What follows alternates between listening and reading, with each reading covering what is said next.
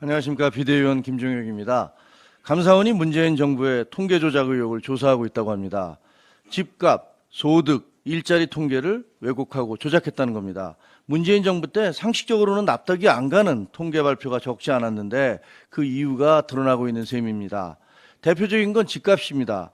2020년 7월 민주당이 임대차 3법이라는 희대의 악법을 통과시킨 뒤 집값이 폭등하기 시작했고 원망과 아우성이 곳곳에서 터져나왔습니다.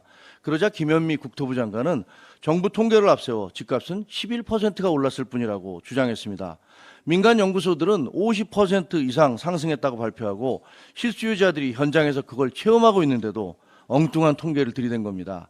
감사원은 당시 국토부가 산하기관에 통계 조작을 지시했던 정황을 확인했다고 합니다. 석연치 않은 일은 한두 가지가 아니었습니다.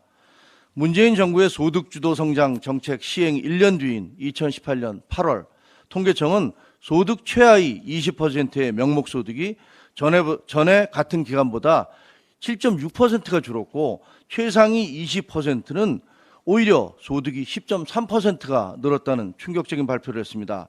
소득주도 성장 정책이 엉터리라는 사실이 통계로 확인된 겁니다.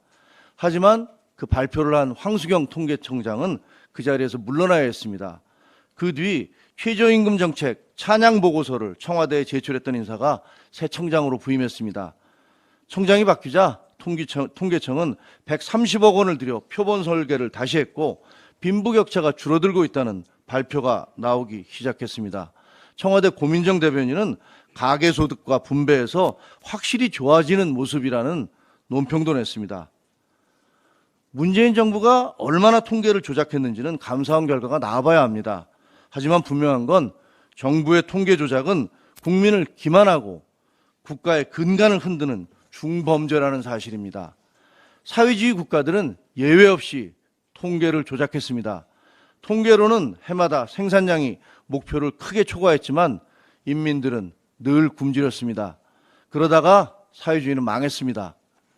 최근 북한군에 의해 서해에서 피살된 공무원 이대준 씨 사건이 큰 논란이 되고 있습니다. 서훈 안보실장은 진실을 은폐하고 월북몰이를 한 혐의로 구속됐습니다. 박지원 전 국정원장도 검찰의 소환 조사를 받았습니다. 언론 보도에 따르면 당시 청와대 비서관들조차 실장이 제정신이냐, 이게 덮을 일이냐, 국민들이 알면 뒷감당을 어떻게 하려고 하느냐라면서 반발했다고 합니다. 진실은 결국 드러나기 마련입니다. 문재인 정부는 사람이 먼저라면서 기회는 평등하고 과정은 공정하고 결과는 정의로운 세상을 만들겠다고 외쳤습니다.